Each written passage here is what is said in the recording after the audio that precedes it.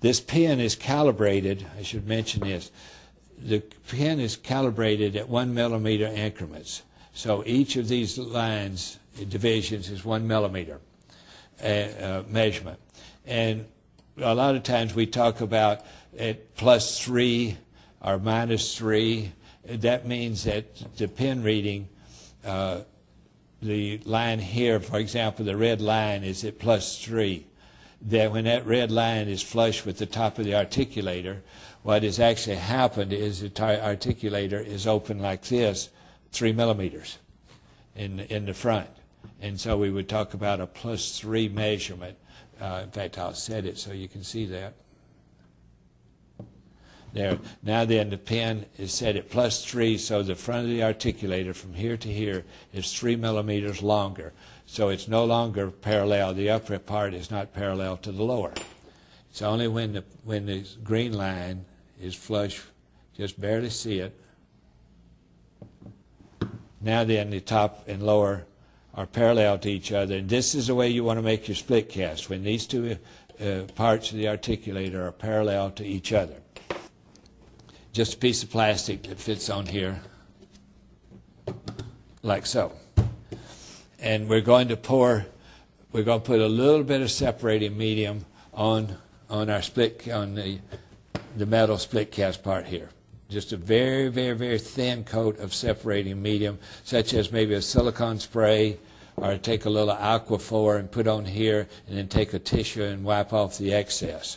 And then put this plastic ring on here, and you'll fill this up.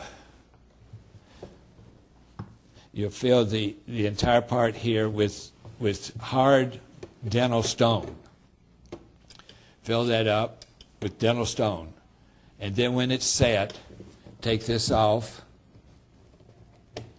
And we'll show you this procedure in the lab a little later. Then put it on the upper member, and you'll pour dental stone in here. No separating medium now here. Pour dental stone in here and fill it up halfway, so that you'll have stone here, and then when this sets, you'll have dental stone here. You then will put the two together, and you'll have a very small space, about 2 millimeter space between the two stones here.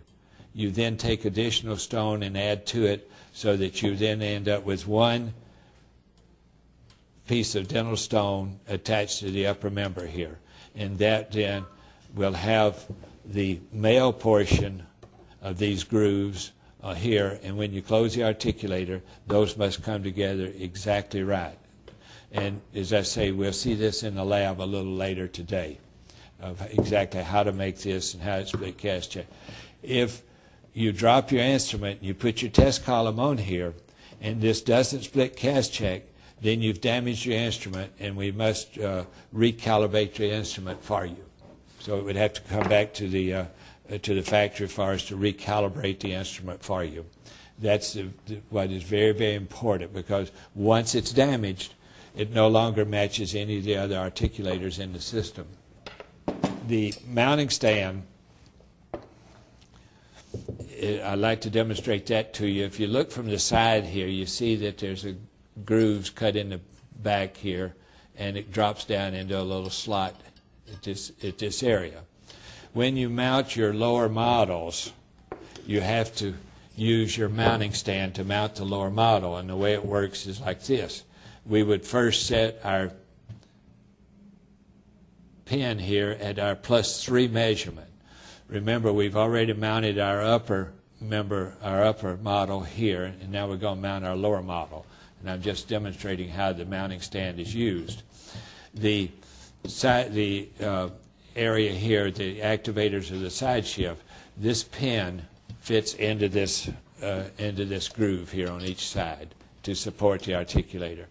Elongate the posterior pin on the articulator, and we're going to then put the articulator into the mounting stand. Notice I've approached it from the back, so that when I open the articulator, the upper member of the articulator is over the mounting plate, the mounting stand. And we would then put our lower model on with the wax bite on our upper model. We would adjust the back pin to make the model, top of the model, of our lower model parallel to the floor.